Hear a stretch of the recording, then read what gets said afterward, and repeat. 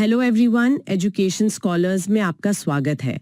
आपका अपना विश्वसनीय चैनल DSSB-PRT, CTET और सभी टीचिंग एग्जाम्स के लिए। अगर आपको चाहिए clear concepts, exam oriented points और आसान रिवीजन, तो ये चर्चा खास आपके लिए है। चलिए शुरू करते हैं। तो सर, आज हम NIOS DLED कोर्स 502 के एक बहुत ही जरूरी यूनिट पर बात करने वाले हैं। जी हाँ, आज हम बात करेंगे ब्लॉक 1 यूनिट 1 पर प्रारंभिक विद्यालयी शिक्षा में सीखने और सिखाने की प्रक्रिया। ये DSSB-PRT परीक्षा के लिए बहुत ही महत्वपूर्ण है। अच्छा। हाँ, इससे शिक्षण के दृष्टिकोण, अधिगम के सिद्धांत और जो बड़े-बड़े सिद्धांतकार हैं उन पर सीधे सवाल बनते हैं। सर, जब हम सिखाने की बात करते हैं तो सबसे पहले तो मन में यही आता है कि क्लास में टीचर पढ़ा रहे हैं और बच्चे बस सुन रहे हैं। क्या हमेशा से यही मुख्य तरीका रहा है या इसके और भी दृष्टिकोण हैं? बहुत अच्छा सवाल है और यहीं से हमारा आज का टॉपिक शुरू होता है। मोटे तौर पर शिक्षण के दो ही दृष्टिकोण होते हैं। पहला है शिक्षक केंद्रित यानी टीचर सेंटर्ड। ये पारंपरिक तरीका है। हाँ, मतलब टीचर ही सब कुछ है। बिल्कुल, टीचर समझाते हैं, छात्र सुनते हैं, सारी गतिविधियां शिक्षक ही नियंत्रित करते हैं। इसमें छात्र ज्यादातर निष्क्रिय रहते हैं, पैसिव। और दूसरा है आज का आधुनिक तरीका, जिसे हम कहते हैं शिक्षार्थी केंद्रित या लर्नर सेंटर्ड। अच्छा, इसमें क्या अलग है? इसमें बच्चे समूहों में काम करते हैं, चित्र बनाना, लेबल करना, प्रेजेंटेशन देना, ऐसी गतिविधियां करते हैं। मतलब इसमें छात्रों की सक्रिय भागीदारी होती है। यही पकड़ा, इसे छात्र सक्रिय या स्टूडेंट एक्टिव भी कहते हैं और आज की शिक्षा व्यवस्था इसी पर जोर देती है। ठीक है सर, इससे पहले कि हम आगे बढ़ें, क्या आप संक्षेप में बता सकते हैं कि ये अधिगम यानी लर्निंग, इसका असल मतलब क्या है? बिल्कुल, देखिए, अधिगम का सीधा सा मतलब है व्यवहार, ज्ञान और आदतों में एक स्थायी परिवर्तन। स्थायी परिवर्तन, हाँ, रिलेटिवली परमानेंट। और इसकी कुछ खास विशेषताएं हैं। ये एक निरंतर मतलब कंटिन्यूअस प्रक्रिया है, उद्देश्यपूर्ण है, गोल डायरेक्टेड है, सक्रिय है, एक्टिव है और अंतःक्रियात्मक है, मतलब इंटरैक्शन पर आधारित है। तो सर, ऐसी कौन सी चीजें हैं जो सीखने की इस पूरी प्रक्रिया पर असर डालती हैं? मुख्य रूप से दो बड़े कारक हैं। अच्छा। पहला कारक है परिपक्वता और तत्परता, मैच्योरिटी एंड रेडीनेस। ये दोनों जुड़े हुए हैं? हाँ बिल्कुल। सीखना एक क्रम में होता है।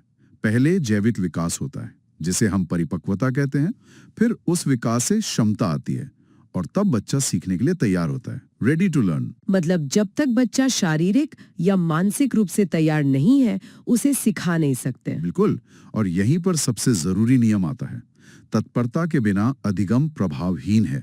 ये तो बहुत महत्वपूर्ण बात है। जी, और ये तत्परता शारीरिक, मानसिक और संवेगात्मक तीनों स्तर पर होनी चाहिए। ठीक है, और दूसरा कारक क्या है?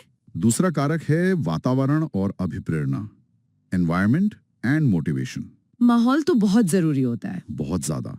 सीखने का वातावरण अच्छा होना चाहिए, सही रोशनी, हवा, जगह और सबसे जरूरी एक मित्रवत शिक्षक। और अभिप्रेरणा, मोटिवेशन? हाँ, वो भी दो तरह की होती है।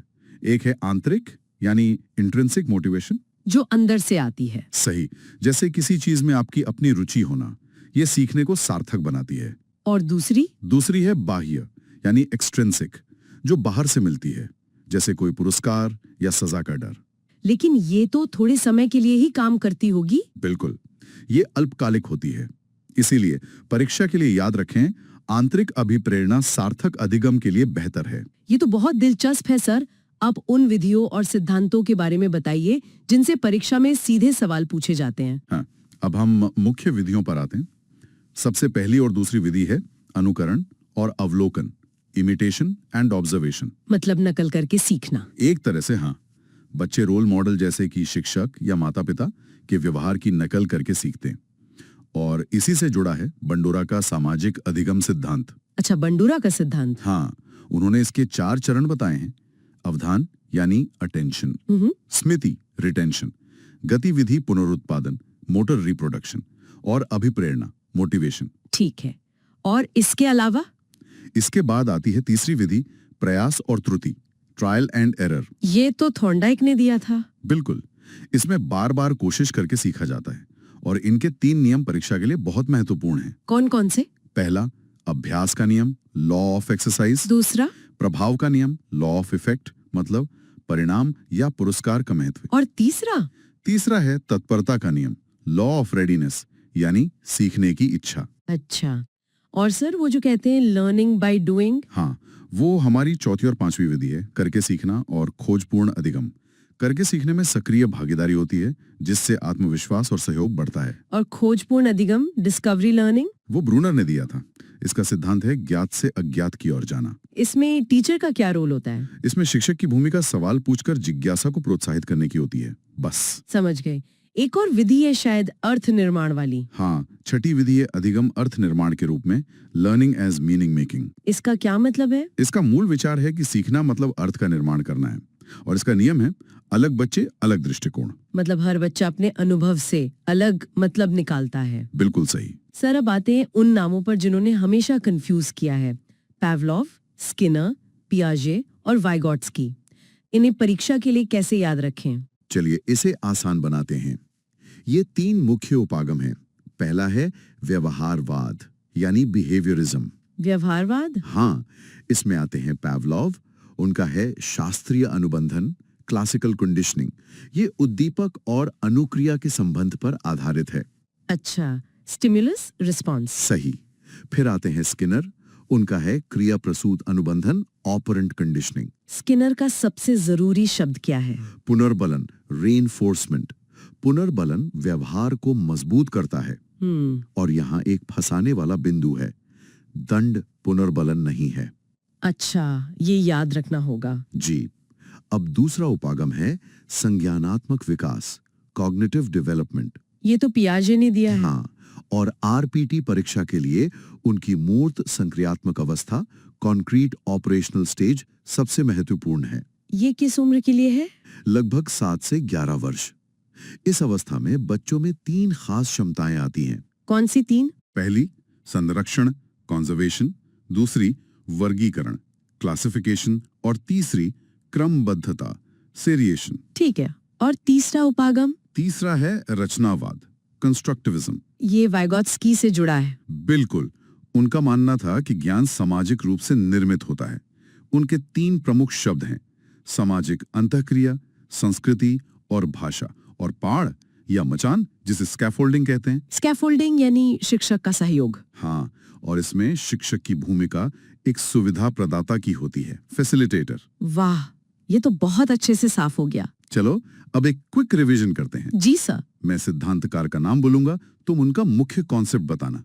तैयार हो? बिल्कुल तैयार हूँ। थॉर्नडाइक, प्रयास और त्रुटि और प्रभाव का नियम। पावलोव, शास्त्रीय अनुबंधन। स्किनर, क्रिया प्रसूत अनुबंधन और पुनर्बलन। बहुत अच्छे। पियाजे, संज्ञानात्मक विकास और खास तौर पर मूर्त संक्रियात्मक अवस्था। और वाइगोट्स्की, सामाजिक सांस्कृतिक सिद्धांत और पाड़, मैंने स्कैफोल्डिंग। बहुत बढ़िया। एक और, ब्रूनर, खोजपूर्ण अधिगम। शानदार। ये टेबल परीक्षा से ठीक पहले दोहराने के लिए एकदम सही है।